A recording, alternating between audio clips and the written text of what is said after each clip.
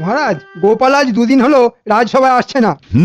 তাই তো। এদিকে রাজসভায় কত কাজ। সে জ্ঞানগম্যি কি আর গোপালের আছে মহারাজ? রাজসভায় এত কাজের চাপ, অথচ সে বাবু এখনই মেরে দিল ডুব। আচ্ছা, ওর তো অসুখ বিসুখ হতে পারে নাকি? অমন চেহারা, ওর আবার হবে অসুখ? মহারাজ, আমি বলে দিচ্ছি, গোপাল নিশ্চয়ই ঘরে বসে ছুটি খাচ্ছে। সেটা যদি করে থাকে তাহলে তো খুব অন্যায় করছেও। আচ্ছা, প্রয়োজনে আমি তো তোমাদের ছুটি ছাটা দিই, তাই নাকি? তা তো দেন মহারাজ। তবুও যখন তখন হুটহাট করে গোপাল ডুব মেরে বসে থাকে, তাই না মহারাজ? এসব একেবারে চলতে দেওয়া যায় না। তাহলে কি করতে বলো? এক্ষুনি রক্ষীকে ওর বাড়ি পাঠান, ওরা গিয়ে গোপালকে ধরে নিয়ে আসুক। না আসতে চাইলে একেবারে বেঁধে নিয়ে আসুক। কথাটা কিন্তু খারাপ বলনি মন্ত্রী। রক্ষী, আজ্ঞা করুন মহারাজ। এক্ষুনি গোপালের বাড়ি গিয়ে তাকে ডেকে নিয়ে এসো।